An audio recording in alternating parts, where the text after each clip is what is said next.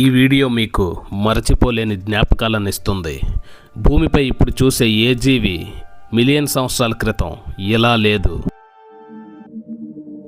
ఇప్పుడు వేలంటే మనకి సముద్రంలో ఈదే పెద్ద జీవి గుర్తొస్తుంది కదా, కానీ 50 మిలియన్ ఇయర్స్ క్రితం వేల్స్కి 4 లెగ్స్ ఉండేవి.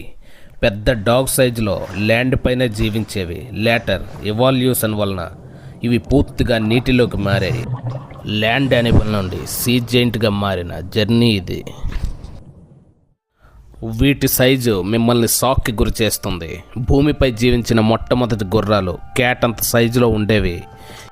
అప్పుడు ఎక్కువగా గ్రాస్ ల్యాండ్స్ లేకపోవడం వలన అవి ఈ సైజులో ఉండేవి. అవి చిన్నగా ఉండడం వలన స్పీడ్ ఎక్కువగా ఉండేది. డేంజర్ నుండి త్వరగా పారిపోయేవి. తరువాత క్లైమేట్ చేంజ్ అయినప్పుడు ఫారెస్ట్ తగ్గిపోయి ఓపెన్ గ్రాస్ ల్యాండ్స్ వచ్చాయి. అప్పుడే ఎవాల్యూషన్ వలన ఈ చిన్న హార్సెస్ గ్రాడ్యువల్లీ పెద్దవిగా మారాయి. మిలియన్స్ ఆఫ్ ఇయర్స్ క్రితం సముద్రాల రాజుగా జీవించిన ఈ షార్క్ పేరు మెగాలోడన్. మోడర్న్ షార్క్తో పోలిస్తే మెగాలోడన్ 3 రెట్లు పెద్దది. 35,000 కిలోల బరువున్న ఈ సముద్ర మృగాన్ని చూసిన వాళ్ళే లేరు, ఎందుకంటే లక్షల ఏళ్ల క్రితమే ఇది అంతరించిపోయింది. దీని బైట్ ఫోర్స్ ఎంత బలంగా ఉండేది అంటే ఒక కార్ని కూడా నలిపేస్తుంది. ఇది అంతరించిపోయిన దీని ఫాజిల్స్ ఇంకా భయపెడుతున్నాయి. ఇది ఒక సాధారణ పక్షి కాదు. మిలియన్స్ ఆఫ్ ఇయర్స్ క్రితం మడగాస్కర్లో జీవించిన జైంట్ బర్డ్ ఎపియోర్నిస్.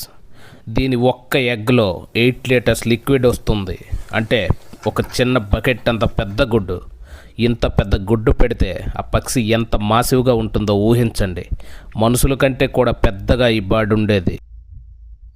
ఇప్పటి వరకు మనకు తెలిసిన రైనో కంటే 30 మిలియన్ సంవత్సరాల క్రితం ఉన్న హార్న్లెస్ రైనో పూర్తిగా వేరే స్థాయిలో ఉండేది.